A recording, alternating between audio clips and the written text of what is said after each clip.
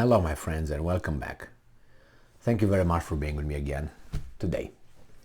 I have an article here that has to do with former President Trump talking about scenarios in case he would have been in charge of the United States of America during these hard times. And he's blaming current President Biden for his bad handling of the war with Russia, between Russia and Ukraine. So this article comes from Sputnik from today, October 9th, 2022. This is the title. Trump blames Biden for Ukraine crisis, accuses US of taunting Putin. The former president has said repeatedly that the escalation of the 8-year-old security and political crisis in Ukraine wouldn't have taken place on his watch. At a rally on Saturday, he called for, quote-unquote, immediate negotiations on a peaceful end to the crisis before it goes nuclear. Donald Trump has blamed President Joe Biden and his administration for instigating the Ukraine crisis, suggesting then that Washington practically, quote-unquote, forced Russian President Vladimir Putin into kicking off the military operation in February. And I'm quoting President Trump. They actually taunted him. If you look at it, if you really look at it, our country and our so-called leadership taunted Putin. And listen, I would say, they're almost forcing him to go in with what we're saying. The rhetoric was so dumb, Trump said, speaking in an interview with Real America's Voice on Saturday. And I'm quoting again.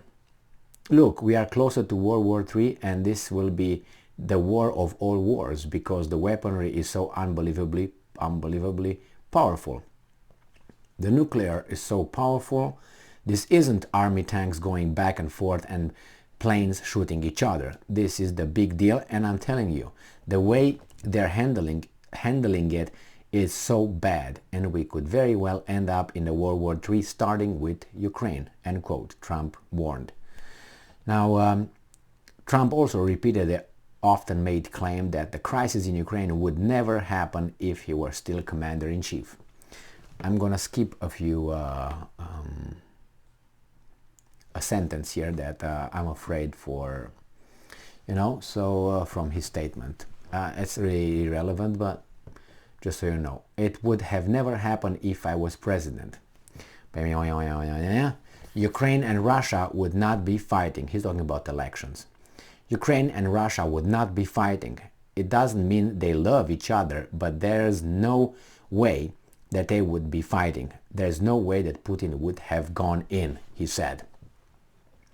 Asked by his interviewer whether he would be willing to negotiate a peace agreement, Trump boasted that he got along with both Putin and Ukrainian President Volodymyr Zelensky while in office. He recalled that Zelensky had publicly dismissed claim made by the Democrats in blah blah blah. Okay, and I'm going to skip that one for obvious reasons. Again, this would have never happened, Ukraine in a million years. Even the other side admits that if Trump was president, it wouldn't have happened, the former president said.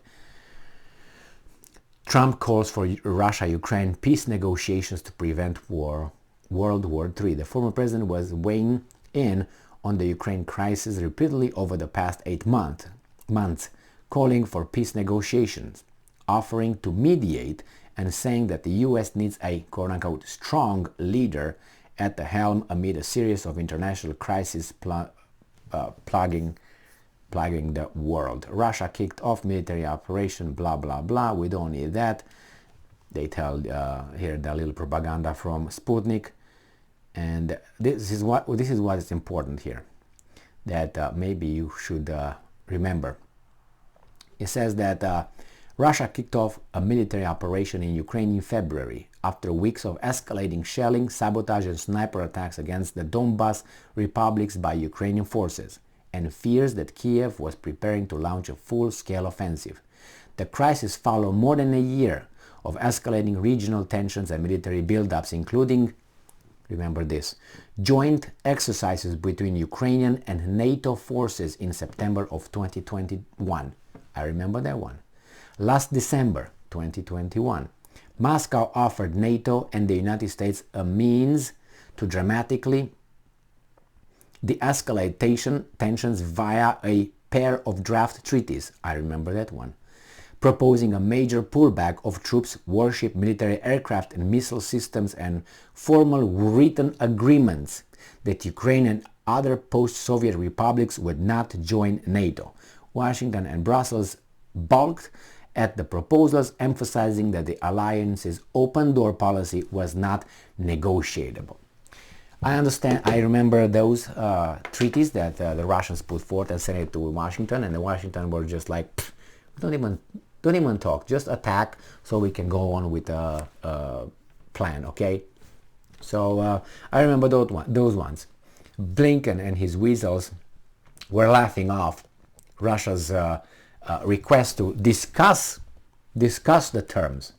Russia said, we want something in writing. We don't want to be like before, when you promised no inch further of NATO to the east, and then they got five different steps or something. So no, waves of admissions or membership of countries in the Eastern Europe, so Central and Eastern Europe.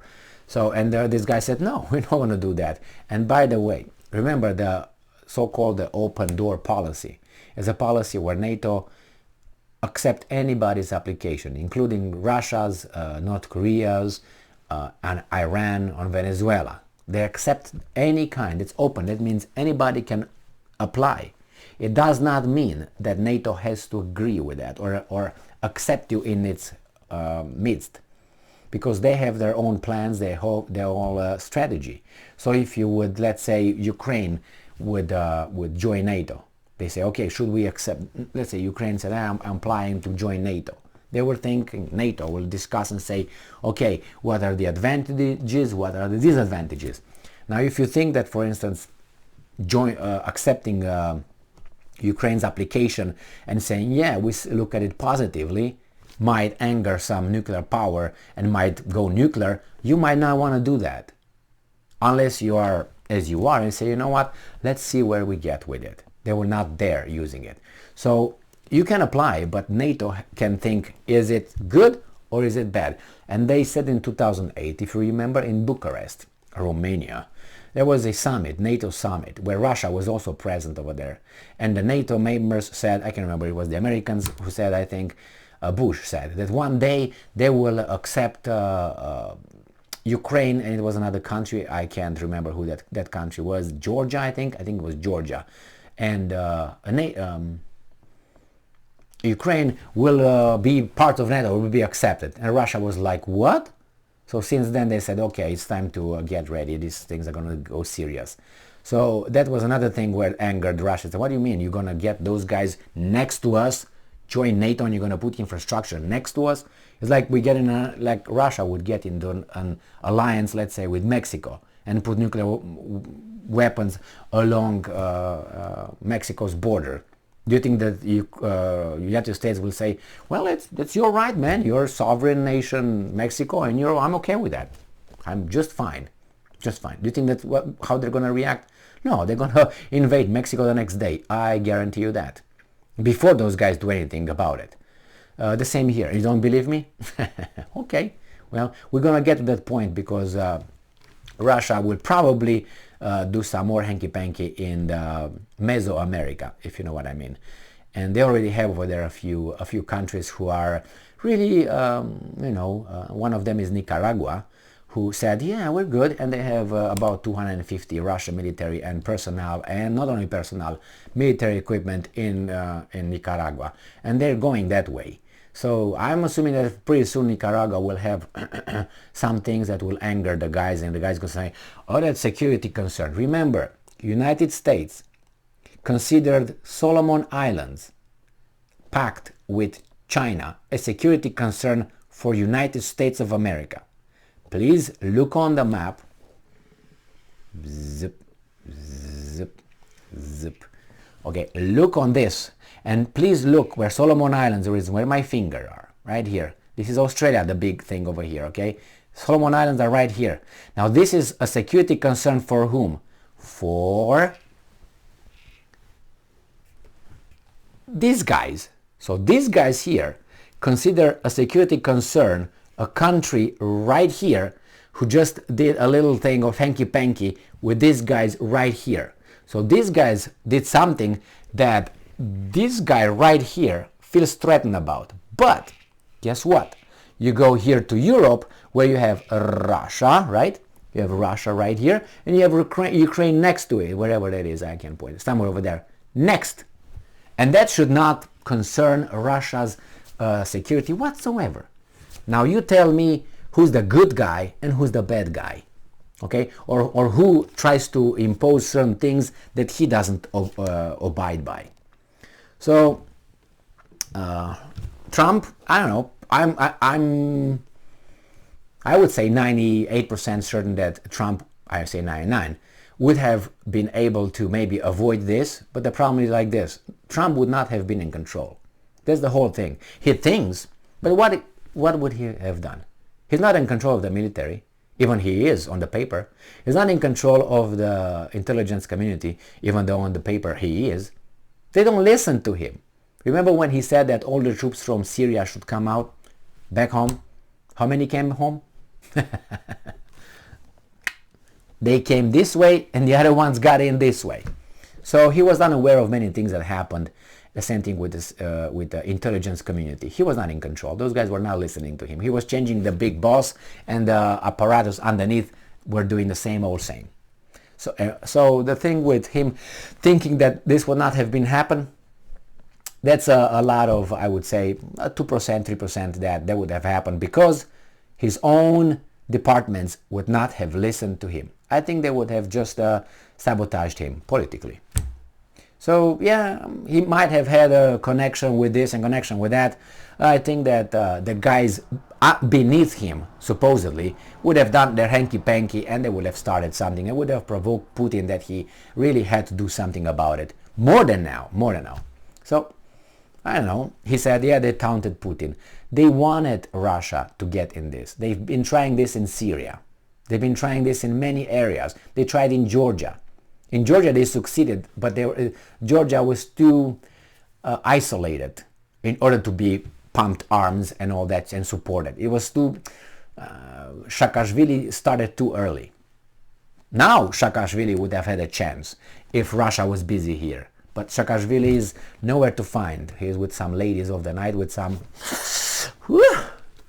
and who knows what he's playing in front of his mirror. Like the Silence of the Lamb, that guy in the basement, if you remember, dancing with that little thing in front of the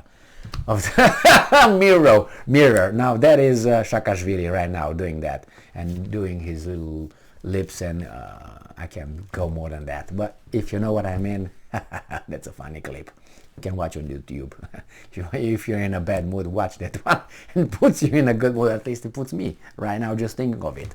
All right, so Trump would have been, as I said, sabotaged politically, and things would have to go. Or maybe they would have waited 4 more years or whatever after he was gone, and then go on with the plan, like find this semi-conscious alive organism called Biden. And Kamala, she's all there, but she's not. Thank you very much for being with me again today. Stay strong, stay smart, look for the truth, and be just.